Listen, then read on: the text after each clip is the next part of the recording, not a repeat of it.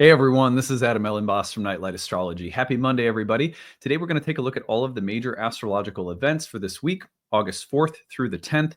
It is a very intense, very Marsy week. The whole series of transits from Mars just after Mars enters the sign of Libra. Plus, we have a full moon in Aquarius this week. So we are going to just outline the week ahead. I'm going to tell you what's on my altar this week. And I'm also going to be sharing with you some brief horoscopes for the full moon for the fixed signs at the end. There'll be more horoscopes as the week goes on as well.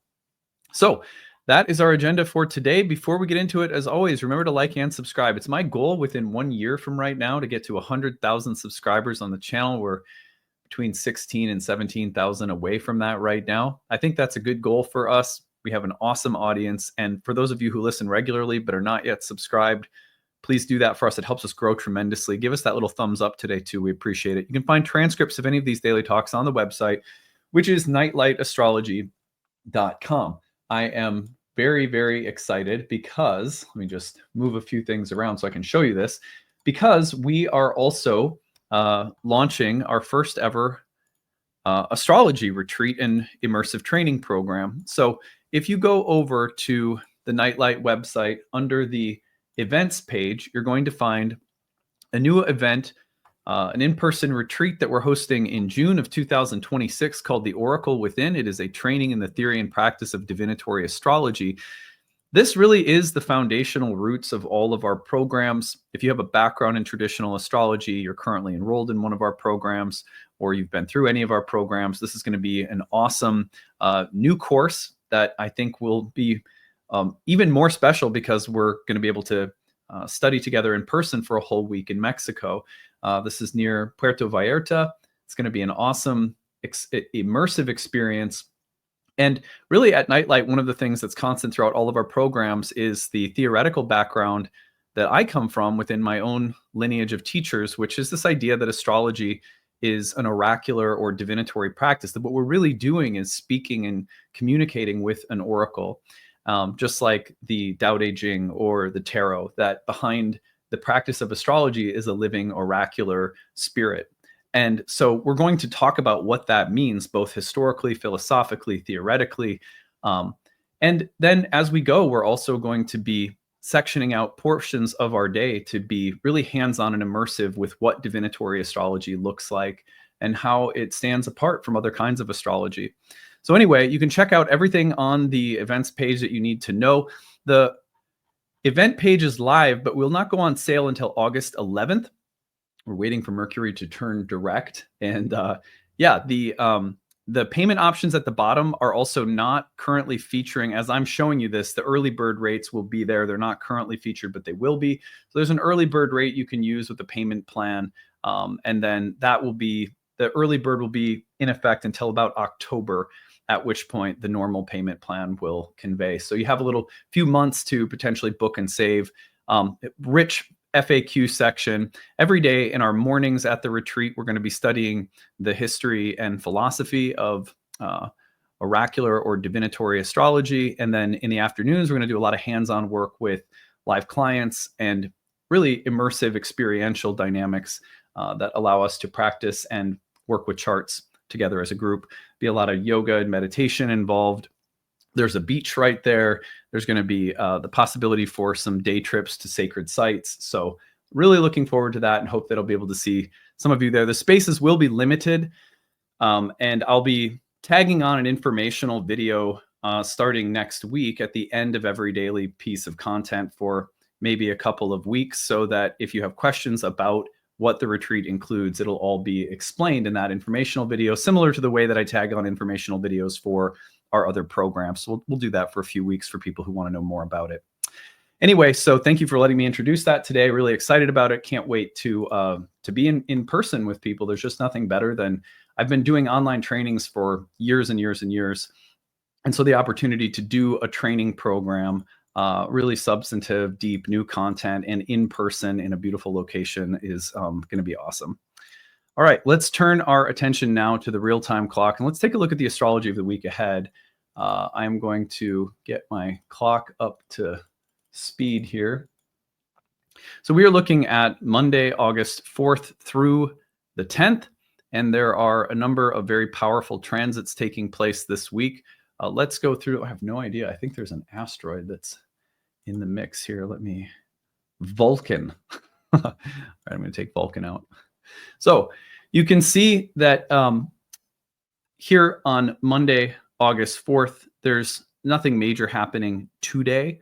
But as the week goes on, everything becomes very dynamic and very, very Marsy. On the 6th, Mars will enter the sign of Libra. Let me push this forward by some hours. You can see that happens in the evening here, Central Time, United States, on Wednesday, August 6th. That entrance of Mars into Libra, of course, marks Mars's entrance into one of the signs of its detriment or exile. Anytime Mars is in a Venus-ruled sign or Venus in a Mars-ruled sign, it starts carrying the tension of the Venus-Mars dynamic in ways that can be a little stressful, but also creative and pretty interesting. But the basic meaning of that dignity category has to do with understanding the tension that happens when Mars has to act and behave like Mars, but being in the temple with the etiquette standards of Venus, right? Libra. So that's an interesting tension that we're going to start looking at for weeks to come. If we take this forward here, it isn't until all the way into late September. It's September 22nd, right around the equinox when the sun enters Libra, that Mars exits Libra and goes into Scorpio. So in other words, we get almost 2 months of Mars in the sign of Libra, a little bit less, a month and a half. So a long stay for Mars in Libra, and introducing that tension of Mars in Libra will be part of our work this week for sure. The next thing that's happening as the week continues is now Mars is getting in on a crazy sequence of events. I say crazy because there's just few times where you see a planet as triggery, action-oriented, dynamic, sometimes stressful and conflict provoking as Mars, getting into so many aspects so quickly. Now, thankfully, some of these aspects are, I would say, more constructive than others. And I don't know why Pluto wasn't in, but Vulcan was. All right. So Mars, as soon as it enters on the 8th, is going to trine Uranus in Gemini. Now, what's forming here is almost a grand air trine, very close to a grand air trine, because by the 10th, just 2 days later, Mars will trine Pluto, which means Uranus and Pluto's trine is being brought together, woven together. You could say it's like a translation of light and horary.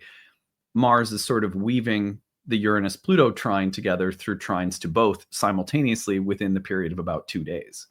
So we have this very electric sort of grand air trine with Uranus newly in Gemini. Fascinating sequence from Mars. But what makes it a little extra, is that on the day that Mars is trining Uranus, almost simultaneously, it opposes Saturn in Aries, who's in its fall. Now we have an opposition between the malefics, which can be very difficult and very strenuous or challenging. There's some really positive things that can come from it too, and don't worry, we'll be covering those features this week. But like as transits go, a debilitated Mars opposite a debilitated Saturn, like, does that sound fun? Sounds a little stressful, and it is. There's some very dynamic, creative, evolutionary reasons for it, and we always try to mine for those so that we're not just going good transit, bad transit, but there's also reasons that we consider transits like this a little bit more challenging. Now, on the next day, the 9th, Mars will then oppose Neptune, because remember, Saturn and Neptune are basically conjoined. So while in the course of 3 close little days, we have Mars trining Uranus and Pluto, we also have it simultaneously opposing Saturn and Neptune. And oh, by the way, in the midst of all of that, there will be a full moon in Aquarius. So that full moon will come through in Aquarius on the 9th, smack dab right in the middle of all of these transits. This is when, and I tell you guys this whenever it happens, but when there is a week of astrology or a weekend or a particular new moon sequence or full moon sequence that I have marked out a year in advance on my calendar and go, oh, that one really stands out, I like to let you guys know. I remember back in, must have been October, November of 2024, looking at the astrology of 2025 and going, well, shit, you know, that's a very dynamic sequence. And so this week is going to be dedicated, really, starting today, with unpacking what this sequence means and how you can start to think about it as a constellation. It's really hard, honestly, to break a transit like this into each individual part and then build some perfect synthesis of every single part. We have, 4 aspects from Mars to 4 different planets, several of them also configured to one another, all happening within a span of like 3 days total in the midst of a full moon. I think that is a tall task to like perfectly synthesize that in terms of, okay, here's what each individual part means and then put it all together. Instead, the way that I like to look at these things as an astrologer, the way that my brain has learned to cope with such things, if I'm being honest, is to simply look at what it might mean for the base planet. The base planet is the one that's making all of the aspects. I mean, look at this situation for Mars. It's making the aspect to Uranus. It's making the aspect to Pluto. It's making the aspect to Saturn and Neptune because it's the fastest moving planet. Faster moving planets like this entering into complex configurations with multiple slower moving outer planets will typically make that planet what we call a trigger planet, which means that's the planet you're going to experience and see. That's the focal point in terms of how the symbolism conveys into your life or your psychology, or if we want to describe it energetically. The best starting point for us this week is to say it's a Marsy week. It's a super Marsy week because Mars is at the center, the focal point of all of these aspects. It's a Mars in Libra kind of week that's very dynamic. Mars with some big oppositions and then some very flowing trines. That's also important to notice that this week isn't just pure chaos and conflict and stress and tension. There's a dynamic, fluid, connective tissue between, Mars, Uranus, and Pluto that's pretty supportive and actually looks like it could be constructive and provide certain kinds of interesting resources or momentum or connections and flow, while there's also a very dynamic oppositional tension that could bring up polarization. So we have to then be creative about what a Mars week looks like. With Mars in the sign of Libra, it has a very specific character when it's in the sign of Libra, given that it has some very flowy, airy connections to these slow-moving outer planets, while also having powerful oppositions to a few other planets. All right, so what I've done today, we're going to do this a little unorthodox. Often I would wait for later in the week, but let's start our week off with a list of 5 things to watch for.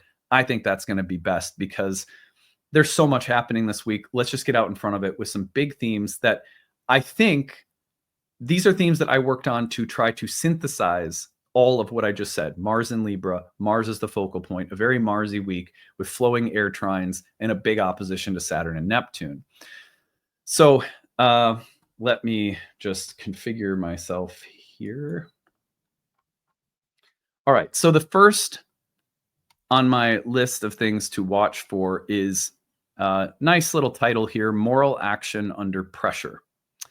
Moral action under pressure, to me, is a good broad way of looking at a week that features Mars in Libra, a planet that can have a very active, aggressive, action-oriented concern with themes like justice, fairness, balance, morality, equality, the law, and even legal processes and contracts, very Libran. And so what is the right thing to do? Now, Libra being sort of high-minded, culturally, morally, aesthetically, Mars can be a tricky mix, a tricky match here, because the pressure of Mars to act, fight, confront is paired with a sign that has a concern for flow and harmony and the Venusian qualities of diplomacy and peace.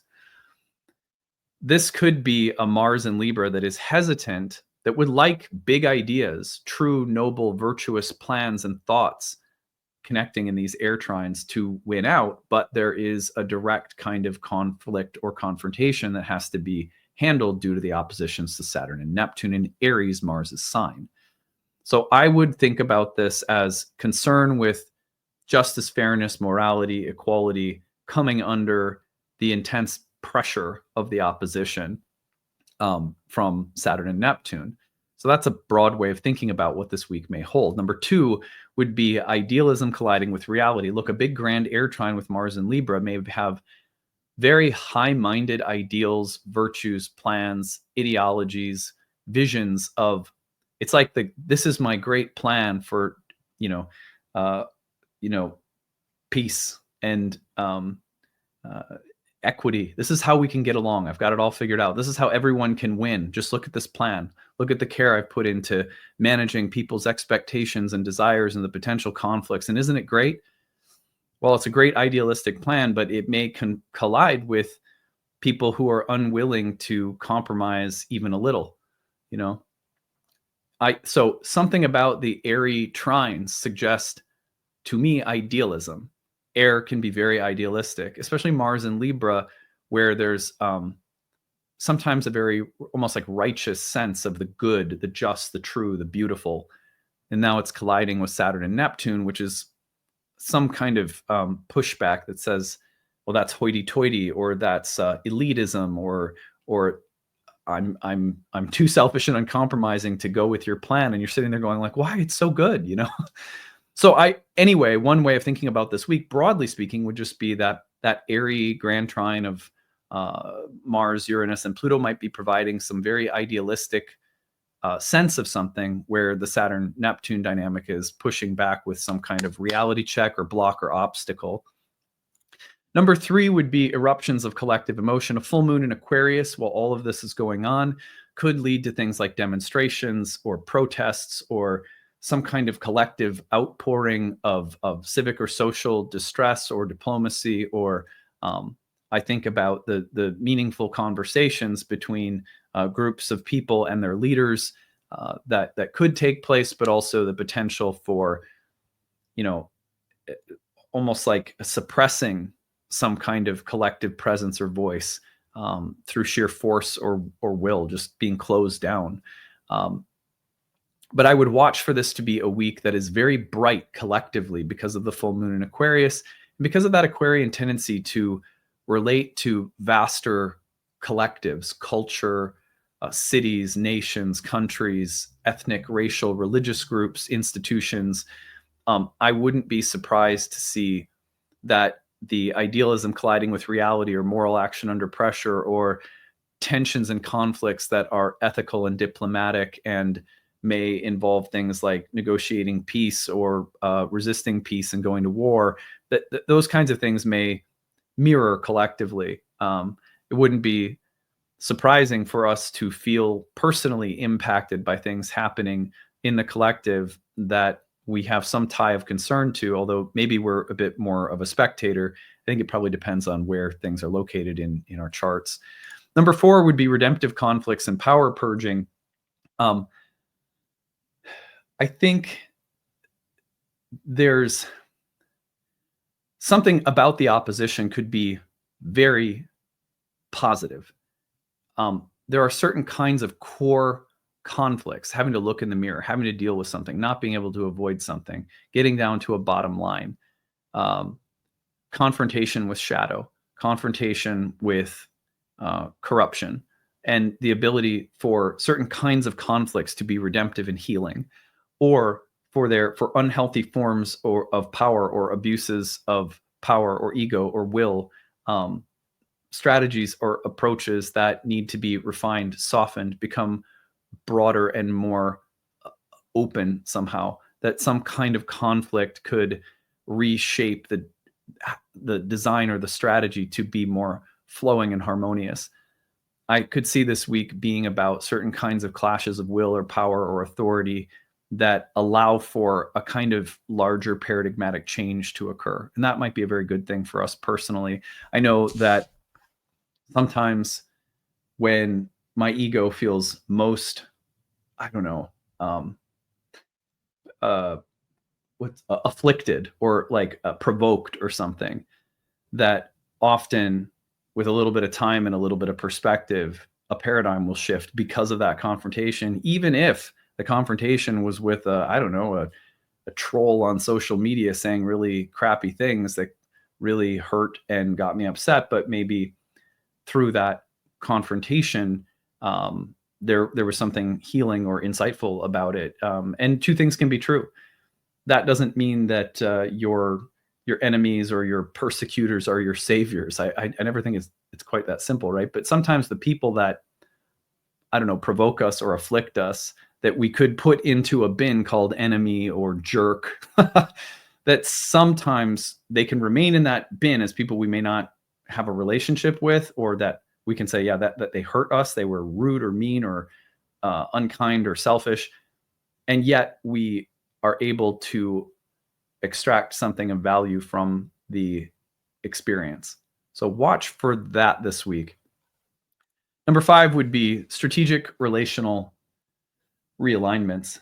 I think that just Mars and Libra, opposite Saturn and Neptune, trining Pluto and Uranus, to me, could be about, whether it's in a company or in a marriage or in friendships or social circles or communities, that there's some sense of, okay, I'm strategically realigning my associations, my friendships, my social networks, and I'm doing so to get somewhere that I want to go. So like relational, it's like, you know, every great war in human history has probably needed some people who are on the diplomatic, strategic side of things. How do we negotiate with the other country when we get to a certain place? Or what are we willing to give up, or what aren't we willing to give up?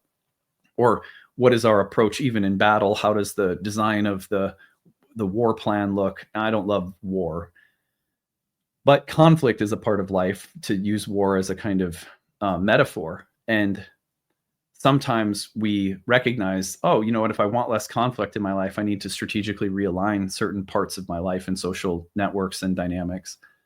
So I would think this week of careful, strategic, relational, or social realignments as a possible benefit.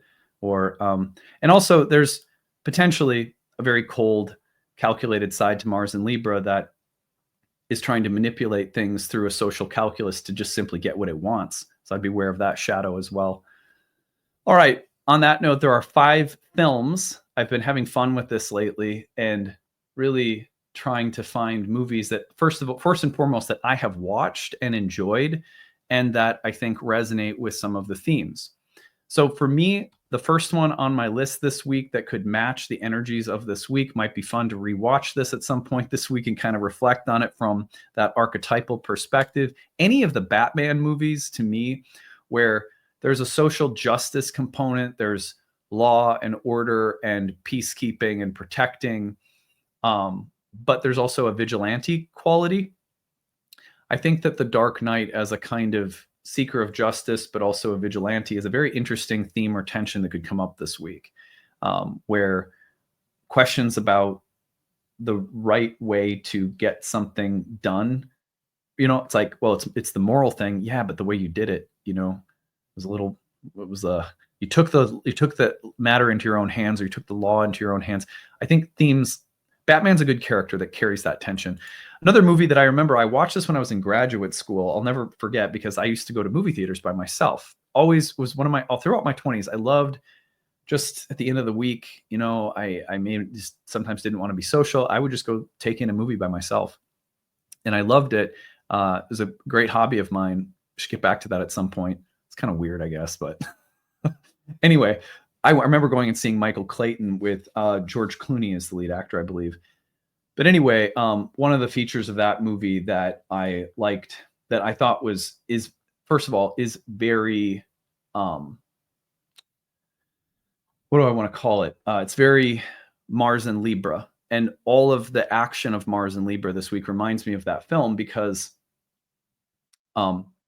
it's about it's about the dark side of how corporate law works, and Michael Clayton is a kind of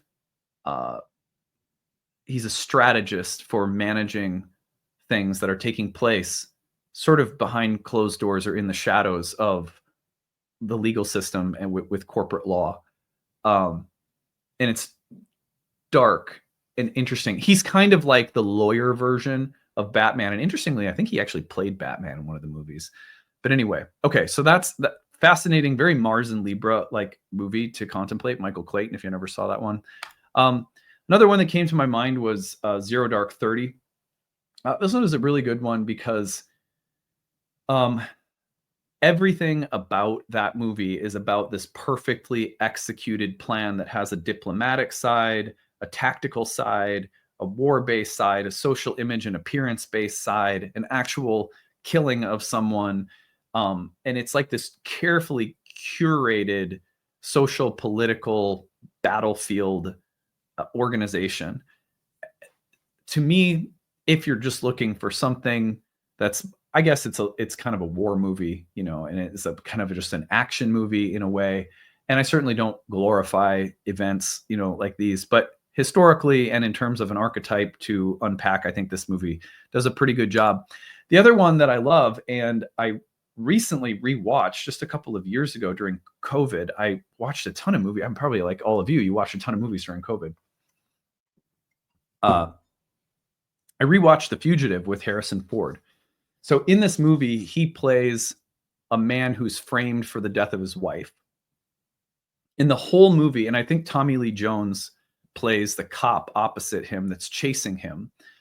But as he's going, the whole movie is about being on the run from people who are chasing him without a clear, just cause for chasing him because he's been falsely accused.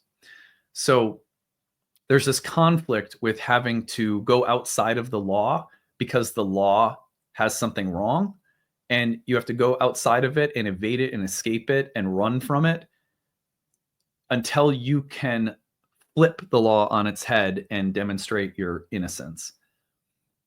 That movie to me, in a roundabout way, is a very Mars and Libra type of movie because really Harrison Ford is, his character has to maintain his innocence and his ethical core and try to demonstrate his innocence by the law while the sort of shadow of the law is chasing him.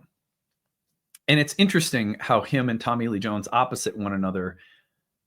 They make a, like something about that opposition between those characters strikes me as the Mars opposite Saturn dynamic. And then eventually Tommy Lee Jones kind of, well, I won't give it away. If you haven't seen it, it's a great movie. Go see it.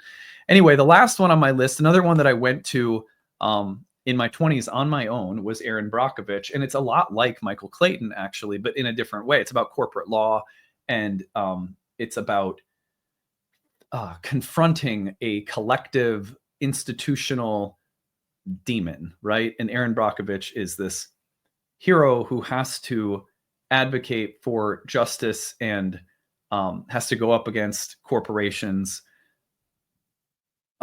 challenging various legal structures and so forth. So if you've never seen Erin Brockovich, also, so you can feel like, do you feel the vibe throughout the week that we've got Batman, we've got Michael Clayton, we've got Zero Dark 30, we've got The Fugitive.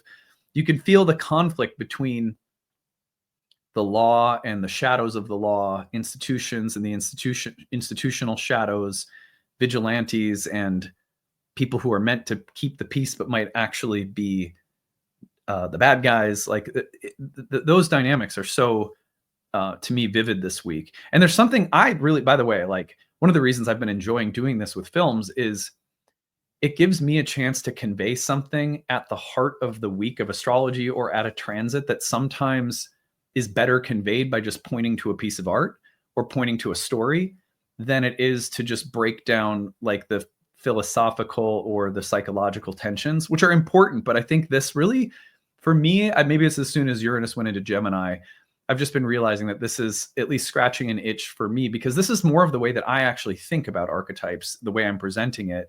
The way that I see them regularly is much more like this than my list of 5 things to watch for. I mean, in terms of the way that I start to understand the things on the list, it's usually through something I see in art or music or culture or something like that. So yeah, so I hope you're enjoying it, and I'm going to leave it there. Let me tell you what is on my altar. And then we're going to do some, oh, you know what? Before I actually leave you with what's on my altar, let's do horoscopes first. So let me just move this. I'm going to get that full moon in Aquarius on the screen here. I'm going to do the fixed signs for your full moon this week. All righty.